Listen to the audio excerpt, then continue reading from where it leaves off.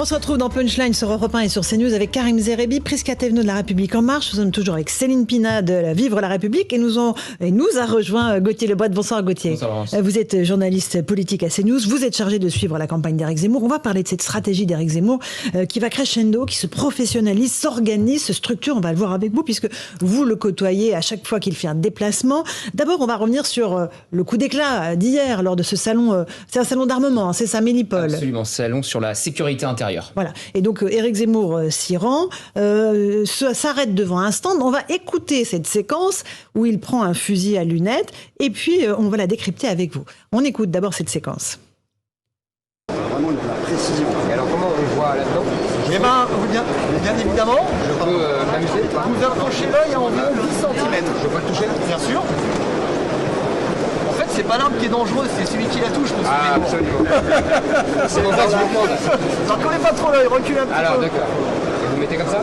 Voilà, vous avancez un Et petit peu. vous mettez le fond là? Ouais, tout à fait, la joue. Là, je vous carrément. Voilà.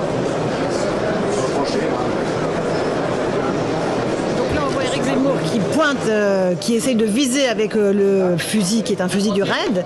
Et puis après, tout d'un coup, il va soulever, Gauthier, le fusil et se tourner vers la presse. Et là, c'est la stupéfaction dans la rang des journalistes ou pas? On ne réalise pas vraiment à ce moment-là, on ne se doute pas que ça va déclencher une telle polémique. On se dit que c'est une image très forte de voir Éric Zemmour essayer un sniper utilisé par le RAID, mais on ne se doute pas à ce moment-là, très honnêtement, que ça va devenir une polémique. C'est quand le tweet de Marlène Schiappa tombe, qui circule très vite entre les journalistes, qu'on comprend que cette séquence va évidemment faire un buzz, comme on dit, monumental pour le reste de la journée. Absolument. Et donc là, Éric Zemmour s'adresse aux journalistes, leur dit: vous allez moins rigoler, reculer. Ça rigole plus, reculer. Et après, qu'est-ce qui se passe? Est-ce qu'il réagit tout de suite?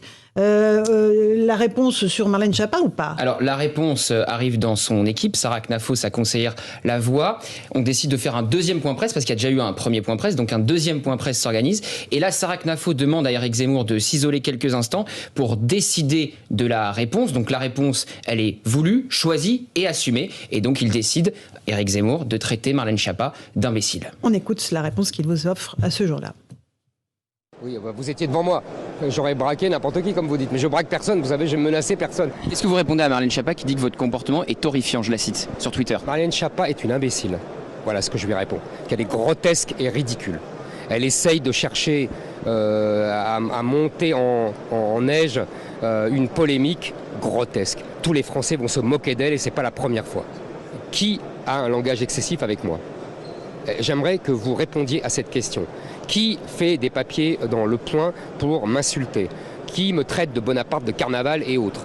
Qui, comme Madame Schiappa, dit que je vise les journalistes avec des fusils pour les tuer?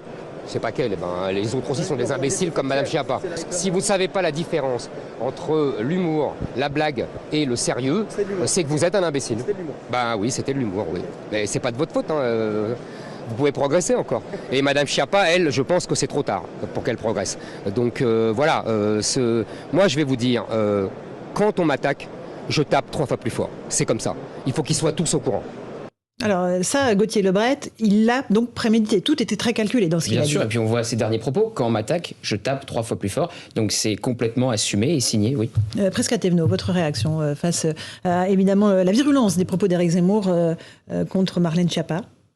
On n'est pas on n'est pas surpris, on n'est pas étonné. Et puis effectivement, vous le dites, mais ça, on s'en doutait aussi, que tout est bien prémédité, tout est calculé. Donc effectivement, il est bien content que cette séquence existe pour pouvoir la monter en mayonnaise et continuer à exister dessus.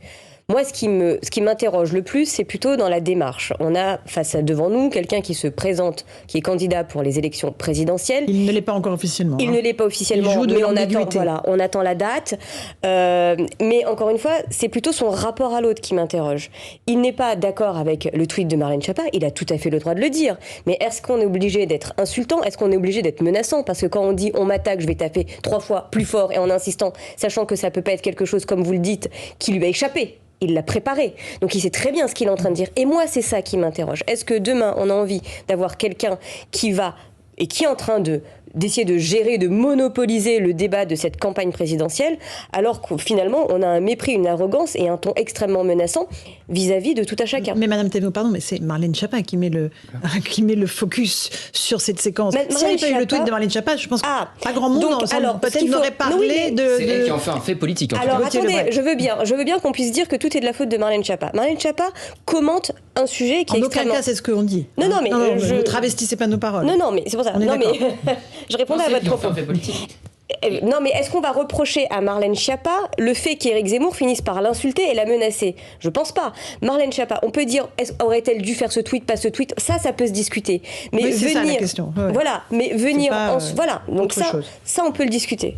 Mais vous pouvez pas nier que Gauthier Lebret, et après, allez-y. Que dans la majorité, vous avez du mal à vous positionner par rapport à Éric Zemmour. Là, moi, je me positionne très clairement face à Éric Zemmour, et je le dis très clairement, et j'ai aucun sujet. En Conseil des ministres, Emmanuel Macron avait demandé de lever le pied après un week-end où il avait été traité de virus par un cadre de la majorité. Moi, je vais vous donner ma position, et je l'ai déjà répété suite à tous ces sujets qui avaient eu lieu pendant la rentrée politique de la majorité présidentielle. Je continue de dire qu'il faut arrêter de fermer les yeux et que ce n'est pas un phénomène Zemmour.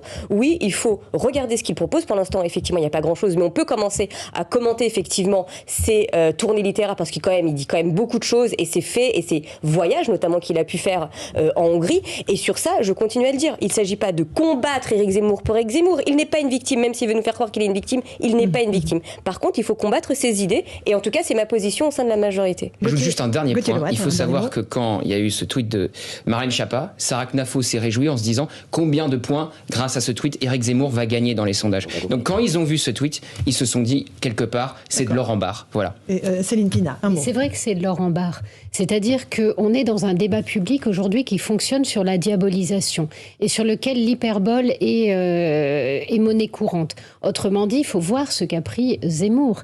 C'est-à-dire qu'on l'a traité de fasciste, on l'a comparé à des collaborateurs, on lui a donné des noms extrêmement violents. Donc, quand il retourne l'affaire en disant « écoutez, je ne comprends pas pourquoi imbécile, ça fait faire des gorges chaudes à tout le gouvernement, étant donné tout ce que l'on dit sur moi », pour n'importe quel auditeur du débat public, on se dit, effectivement, c'est assez logique. Donc, on a un petit problème, puisque il n'est pas pire dans son discours que les insultes qu'il a prises.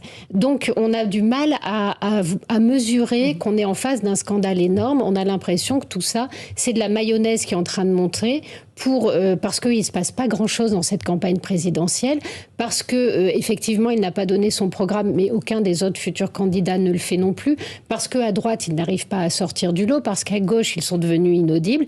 Et finalement, le seul qui anime un petit peu cette campagne, c'est lui. C'est comme ça. Et on a l'impression quand même les Français peuvent avoir l'impression qu'il prend très cher. Et lui, de façon très habile, en joue de manière intelligente. Donc là où Madame n'a pas tort, c'est qu'effectivement, il faudrait peut-être plus l'écouter et aller sur le fond de ce qu'il dit. Il y a des choses à raconter. Il y a des outrances verbales, Karim Zeribi. On a entendu l'imbécile de Marlène Schiappa. Il avait dit qu'Emmanuel Macron était d'une bêtise crasse à propos du mot guerre menée contre le virus Covid-19.